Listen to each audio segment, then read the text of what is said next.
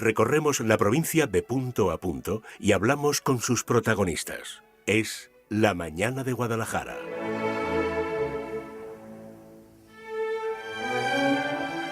Y claro que sí, se lo decía yo, arrancamos una edición de Es la Mañana de Guadalajara muy cargada de acontecimientos, no solamente navideños, porque sí, estamos ya en esa recta directa que nos lleva a vivir la Nochebuena y la Navidad, pero también hay otros muchos asuntos que van formando parte de la actualidad de Guadalajara y que conforman, por supuesto, el día a día de esta tierra. Yo les anunciaba en un principio que hoy vamos a reivindicar el lugar que le corresponde a una gran mujer que dejó una huella indeleble en la ciudad de Guadalajara y sus alrededores. Y así es, hoy este 2016 es un año de centenarios, hemos festejado por todo lo alto al dramaturgo Antonio Buero Vallejo, como corresponde, lo hemos hecho también con don Camilo José Cela, pero parece que este centenario en concreto, que también lo es, el del centenario del fallecimiento de esta gran mujer, pues se nos ha pasado un poco con más pena que gloria, y todo hay que decirlo, al menos esa es la sensación que nos da.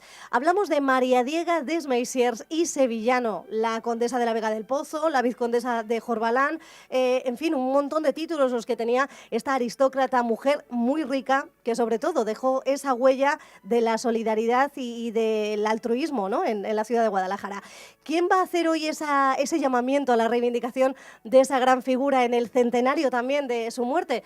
Pues alguien que sabe mucho, no solamente de la historia de María Diega, sino de toda la historia que encierran los monumentos y la propia ciudad de Guadalajara y, como decimos, alrededores. Es Manuel Granado, es concejal del Ayuntamiento de Guadalajara por el PSOE desde hace un año, desde el año pasado, pero guía turístico pues desde hace no sé cuantísimos años. ¿Qué tal, Manuel? Muy buenos días. Buenos días, ¿qué tal estás? ¿Cuánto tiempo llevas siendo guía turístico? Pues mira, tengo la suerte de ser guía turístico desde el año 2008.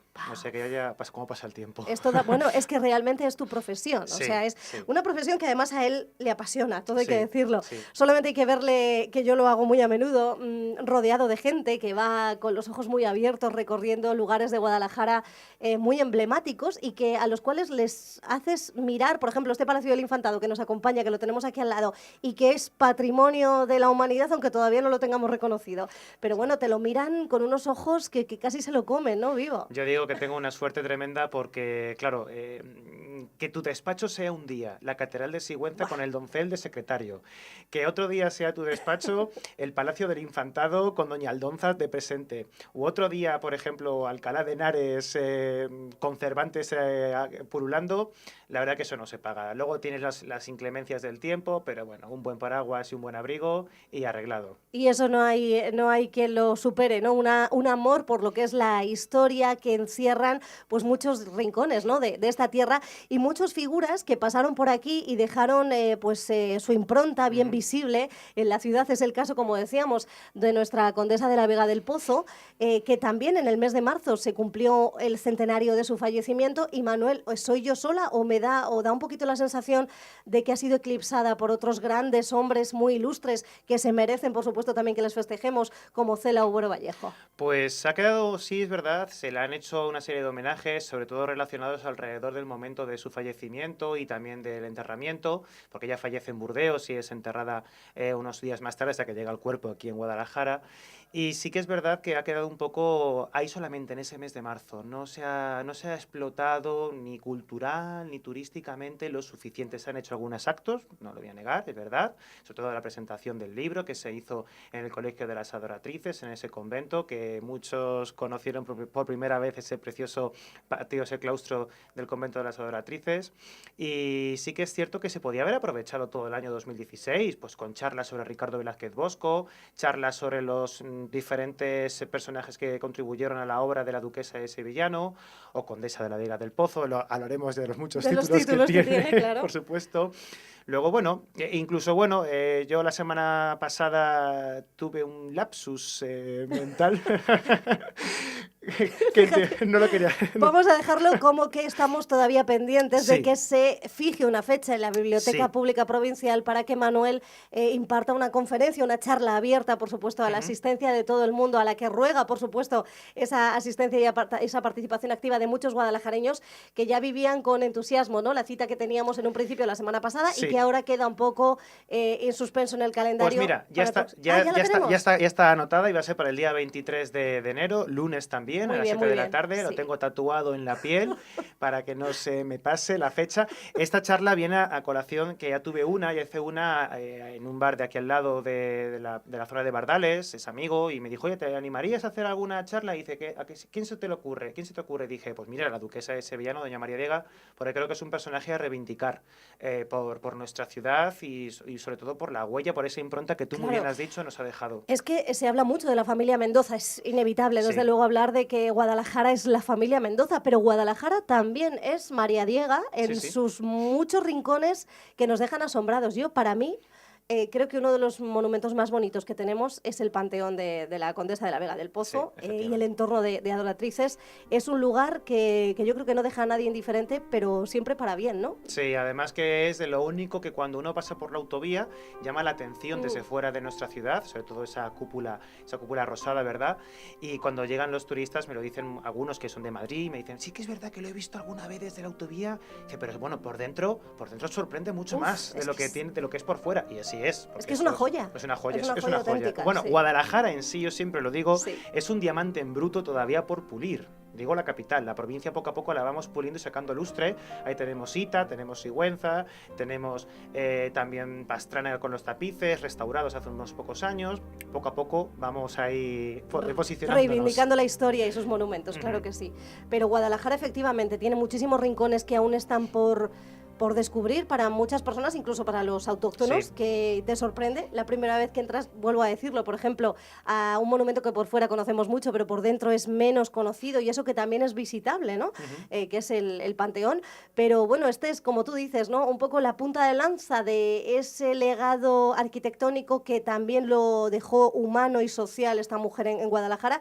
Pero si tuviéramos que... Bueno, primero vamos a hacer una semblanza de esta mujer, de María Diega.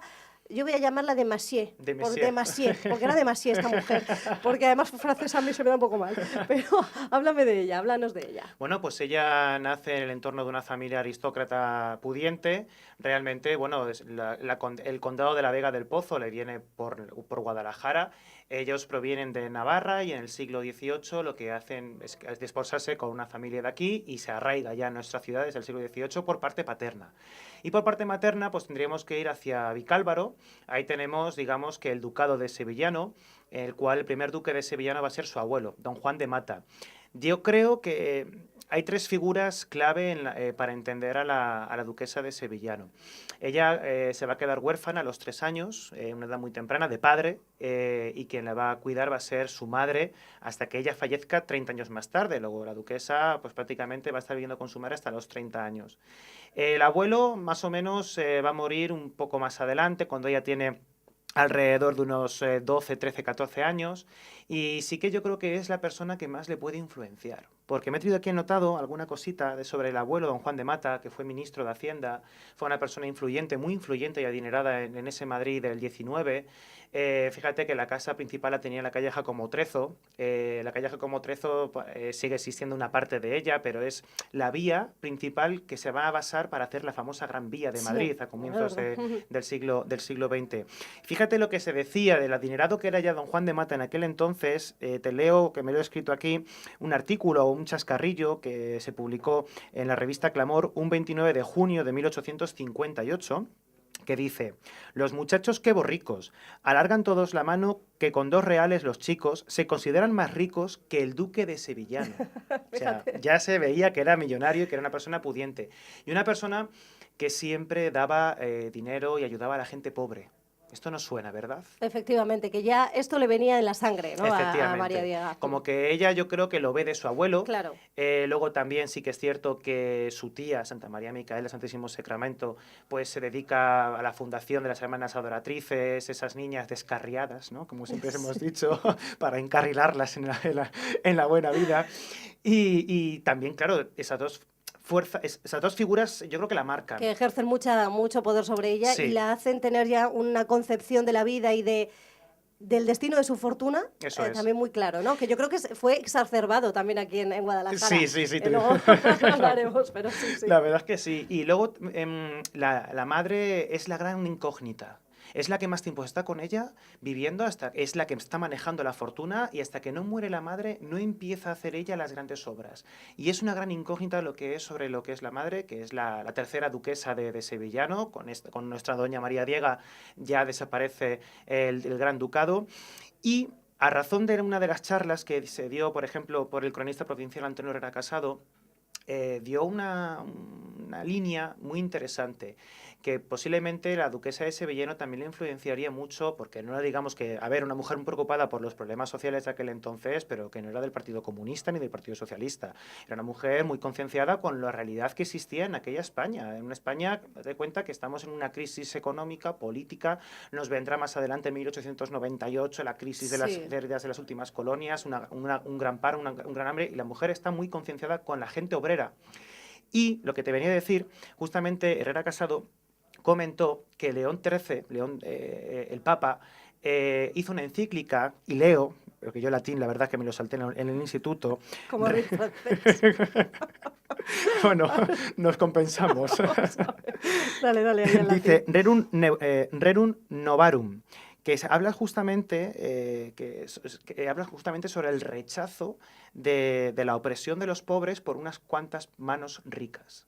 Luego, también la influencia cristiana, católica, del Papa, la madre, la tía, la influencia que ella ha visto de su abuelo, esa gran fortuna, que no se casa, no deja herederos, no deja niños, pues ¿qué va a hacer ella? Pues va a ayudar al pobre, va a ayudar a la gente obrera. Y además eso también hace ver otra cosa, ¿no?, de esta mujer, y es que a pesar de tener un altísimo rango social, ser una aristócrata con mucho dinero, ella ve lo que ocurre en la calle. Eso hace que veamos que era una mujer que a la calle salía, que se relacionaba más allá de sus propios entornos sociales, ¿no?, pues con otro tipo de personas, con clases sociales más bajas, o al menos era testigo de ello, ¿no? Lo veía y era testigo de ello. Que no vivía en una nube aislada de la realidad. Sí que verá que ella estaba, era una mujer muy de agenda cronometrada. Es decir, muy ordenadita, de escuchar su misa, de tomar su té, pero bueno, que tenía una gran fortuna y la quiso pues tanto,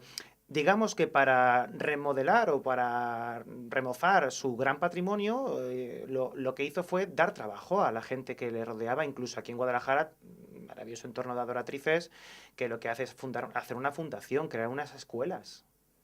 Para que den trabajo durante esos cerca de 30 años que duran las obras de construcción de todo el gran complejo. Fíjate. Del convento, de la capilla que hoy en día es la parroquia de Santa María Micaela, del Santísimo Sacramento, me gusta decirlo completo, el Panteón. Y fíjate, no nos damos cuenta, y aquí vamos un poco también, aparte de la huella social, a la huella patrimonial. Si esta señora no estuviese tan arraigada por parte paterna con nuestra ciudad, hoy en día estaríamos hablando que el patrimonio de Guadalajara no sería el que tenemos hoy, del siglo XIX hacia el siglo XX. ¿Por qué? Porque ella decide Guadalajara porque viene por justificación del padre. Él quiere ser enterrado aquí, en panteón familiar. Y date cuenta quién nos contrata. Hoy en día, decir Ricardo Velázquez Bosco a alguno le puede sonar. Decir Ángel García Díaz, como si te digo, Perico de los Palotes. Me refiero en términos coloquiales de la gente. Daniel Zuloaga puede sonar un poco. O Alejandro Ferran Fitzman, suena mucho el apellido. Bueno, pues ella contrata a estos 4 personajes o grandes artistas, y yo siempre hago una comparación para que la gente lo entienda. Tú imagínate que el hombre más rico de España, que hoy en día es Amancio Ortega, contrata a Rafael Moneo, contrata a Antonio López y contrata a Miquel Barceló, arquitectura, pintura y escultura, para hacerse un panteón. Tú imagínate lo que pueden crear esos 3 monstruos. Hombre, claro, eso ya de por sí ya es una joya patrimonial, ¿eh? Efectivamente. Claro. Pues esto es lo que nos hace la duquesa de Sevillano con nuestro panteón, con su panteón. Ya es nuestro. Con el de su familia, ¿no? Que al fin y al cabo era pues donde quería enterrar a los suyos, claro, ella misma. Claro, y luego fíjate que Ricardo Velázquez Bosco, las comparaciones son odiosas, pero sí que es verdad que a veces ayudan para entender el contexto. ¿Quién es ese señor? Nace en Burgos. Se encarga de la restauración de la mezquita de Córdoba. se encarga, por ejemplo, de la restauración del Casón del Buen Retiro de Madrid. Y en Madrid nos deja edificios como, por ejemplo, el Palacio de Cristal y el Palacio de Velázquez, que tenemos en el Retiro. Un mindundi. Un Mindundi, ¿verdad? Nada, nada. Y otros muchos edificios Madre más. mía. O sea, fíjate, Vaya currículum tiene. O sea, su obra ha sobrepasado a su nombre. Y nos lo trae la duquesa de Sevillano a Guadalajara para hacer el edificio. Ella contrata lo mejor de lo mejor. Sí. O sea, me gusta siempre hacer ese hincapié para que la gente lo sepa apreciar, ya no solamente por lo artístico, sino qué es lo que mueve ella. ¿Quién no nos dice, y en eso va un poco jugando con ese ministerio del tiempo, ese es que somos muy frikis, porque está muy interesante esa serie por el hecho de que muchas veces una decisión todo lo cambia. Está claro, y que un punto de inflexión hace que una cosa sea una forma distinta, una forma diferente. Y en eso quería hacer ver en la charla que haré el día 23 y que ya hice en el mes de mayo pasado, o en este año, en el que si no hubiese traído a Ricardo Velázquez Bosco, a lo mejor Ricardo Velázquez Bosco nunca se hubiese encargado de hacer la rehabilitación del Convento de la Piedad. A lo mejor se hubiese encargado otro arquitecto distinto. Pero ya le vinculó, ¿no? Le con esta vincula ciudad con Guadalajara, y efectivamente. ahí le salen otra serie de encargos, ¿no? Por ejemplo, la capilla de Luis de Lucena también se encarga él de su restauración. ¿Se hubiese restaurado? Muy posiblemente se hubiese restaurado. ¿Por él? Pues no lo sabemos. Pero nos lo trae ella. Y él se arraiga, poblado de Villaflores. Claro. No, ni seguro que se hubiese creado ese poblado. Pero además es que date cuenta que estamos hablando, porque los guadalajareños tendemos a quitar importancia a lo que tenemos en nuestra ciudad, y estamos hablando de auténticos exponentes máximos de determinadas estilos arquitectónicos y que encuentran en estos monumentos en concreto uno de sus grandes exponentes a nivel nacional. Es decir, la gente viene y se fija pues en cómo se construyó el poblado de Villaflores a la hora de ver un ejemplo de construcción agrícola, eso es, ¿cuál era su uso? ¿Cuál era el uso que se le quería dar? Pues aprovechando el paso de la cañada, justamente eso, explotación agropecuaria, en la que el obrero, el trabajador, tuviese cerca del trabajo pues su domicilio, su casa, y están los 4 domicilios, está la casa grande de labor, hay una capilla, luego digamos que una explotación, pues eso, muy, sin ser ella, como digo, de esa mentalidad, porque era aristocracia que diga, perdón, y del siglo XIX, pero ya tenía un pensamiento muy avanzado en favorecer a lo que era al humilde, al pobre. Y tan avanzado, en el entorno de adoratrices hay auténticas innovaciones que no se habían visto hasta, vamos, en menos en una ciudad como Guadalajara, ¿no? Tenía innovaciones como el teléfono, como la introducción del garaje, ¿no? Bueno, claro. Quiero decir que era también ella muy visionaria, no sé por dónde caería la balanza, si más por Ricardo Velázquez Bosco o por la duquesa, pero yo creo que era un ten con ten, ¿no? Pueden ser por los dos. Date cuenta que ella también tenía posesiones en Francia. Ella cuando muere en Burdeos es porque está reformando su palacio en Burdeos. Y claro, Francia va más adelantado que España, siempre ha sido así. O sea, bueno, en algunos aspectos no siempre nos tiramos piedras nosotros, sí que es cierto. Pero sí, es verdad que las miramos siempre como... Sí, como que van más. Y a lo mejor ella vería una serie de avances tecnológicos que quería incorporar. Como curiosidad, su palacio, su casa. Su casa era el actual colegio de los maristas, de los hermanos maristas. Claro. Y bueno, pues lo que hace, que también se encarga Ricardo Velázquez Bosco de ella, es incluir una novedad magnífica, aparte de la luz eléctrica y del agua, que es meter un ascensor. Fíjate, Primero... alucinante, Claro. ¿no? Todos los guadalajareños. Claro, el primer ascensor, bueno, es ascensor, digamos que es montacargas, que era para comunicar la cocina con las habitaciones de arriba. Un elevador, ¿no? Elevador. Pero eso era novedoso. Aquí en Guadalajara no era el primer edificio donde justamente se instalaba un ascensor o un elevador. Y la verdad que es muy gracioso porque en un libro editado por los hermanos maristas sobre su palacio, que afortunadamente pues se mantiene en pie y no cayó como otros muchos en los años 60. Fíjate qué curioso que antes de pertenecer a ellos, cuando se crea nuestra diócesis de Sigüenza-Guadalajara, el obispo de entonces plantea comprarlo para que sea residencia del obispo de la diócesis aquí en la capital. Finalmente, pues ya sabemos que no, que vienen los hermanos maristas, se empañan y son ellos los que se encargan de ello. Pero hay una anécdota muy curiosa, porque la duquesa de Sevillano, su casa principal estaba en Madrid, está claro. ¿Dónde estaba su casa? Pues antes lo hemos citado, la Gran Vía. Estaba al comienzo de la Gran Vía de Madrid. Van a ser uno de los primeros edificios que van a derribar. para hacer la Gran Vía de Madrid. O sea, que estaba bien colocada la casita, Sí, todo hay sí, que sí, sí. decirlo. Estaba concretamente, además que en nuestro magnífico periódico Flores y Abejas, en una edición de 1908, date cuenta que la Gran Vía empieza a construirse en el 1910, pero ya se proyectó la Gran Vía hacia finales del 19, todo eso viene a colación un poco de las reformas que se hacen en calle Preciados, calle Colón, calle Callao, Plaza de Callao, Puerta del Sol, y se quiere hacer esa nueva conexión. Y dicen Flores y Abejas, digo 1908, o sea, 2 años antes, con motivo de la construcción de la Gran Vía, desaparecerá el hermoso palacio que en la calle Caballero de Gracia habita en Madrid la señora la condesa del Pozo. Fíjate, Ya, ahí estaba ya el conde de Peñalver haciendo de las suyas, tirando líneas de la iglesia de San José. y me tiro todo. Y Y lo tiro arramplo. todo. Y arrampló con todo hay que decirlo. Mete piqueta, todo recto y ala. Según ahí, dice- no, sí, vaya calle se marcó. La verdad es que sí, todo hay que decirlo, que en aquel entonces se cargó mitad del casco histórico de Madrid, pero sí que es verdad que se cargó conventos, iglesias, palacios y casas solariegas, pero sí que es verdad que nos ha dejado una de las vías más importantes a nivel mundial, hay que Sí, eso es decirlo verdad, claramente. eso Y fíjate, claro, la duquesa se queda sin casa, es que se va a quedar sin casa. Bueno, sería porque no tenía otras Claro. donde caer. En la calle, desde luego, no se quedaba No, nuestra está claro que querida no. María Diega. Podía elegir varios lugares, Navarra, Burdeos, y claro, por el arraigo que tenía con Guadalajara, pues ya decide restaurar bien su casita que tenemos aquí.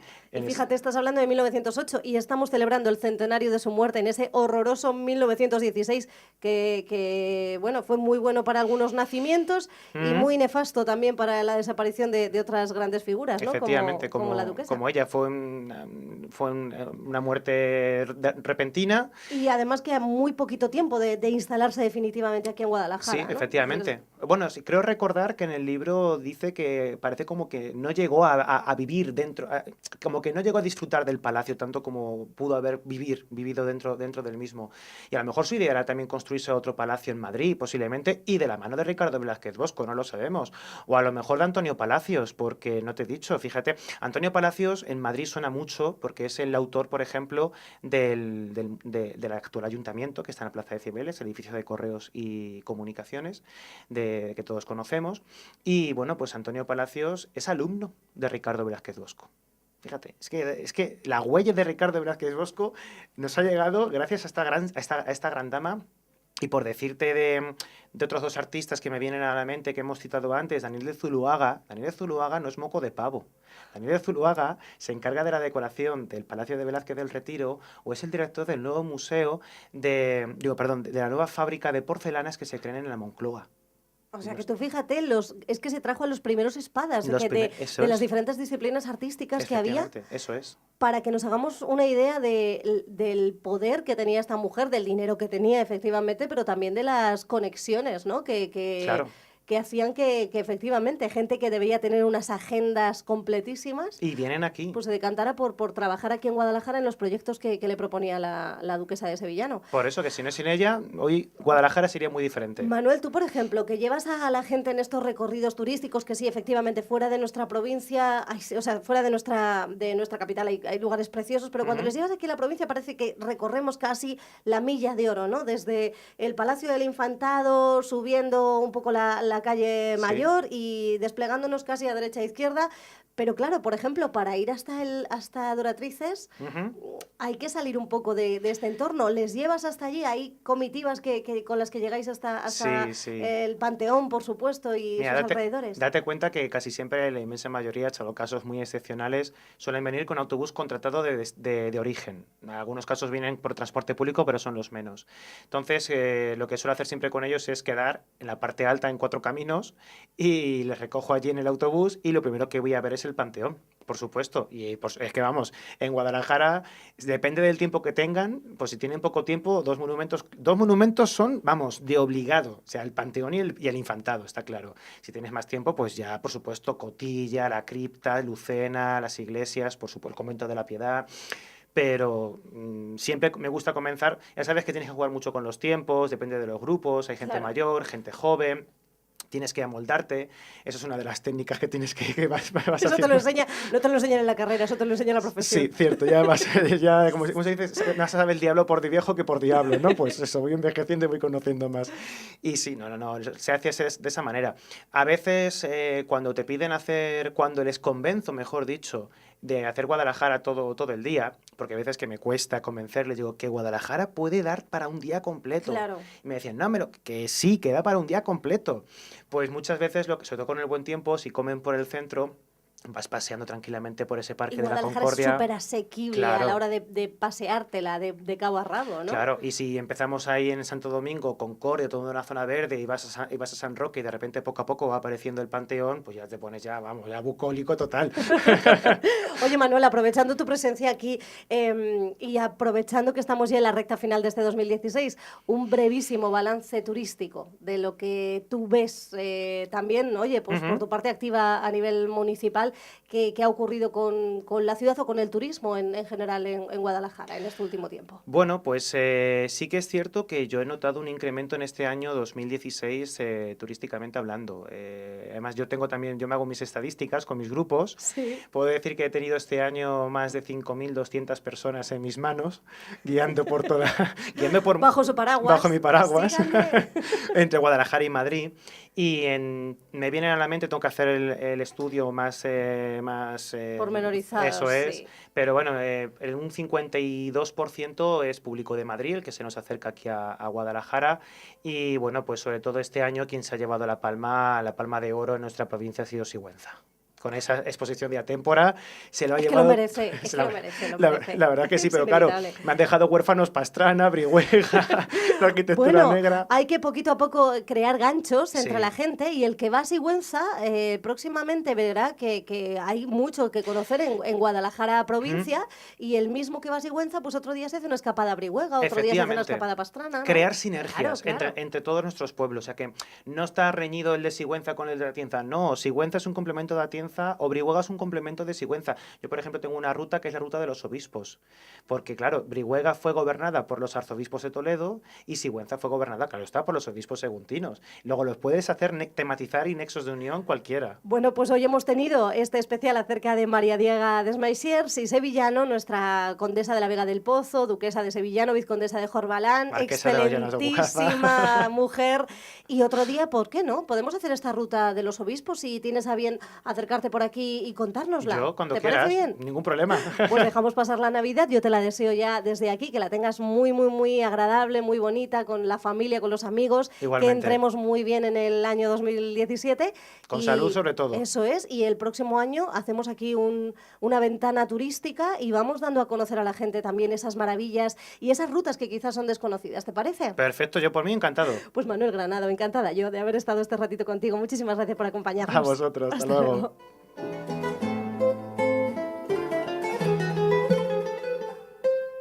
Es la mañana de Guadalajara en Es Radio.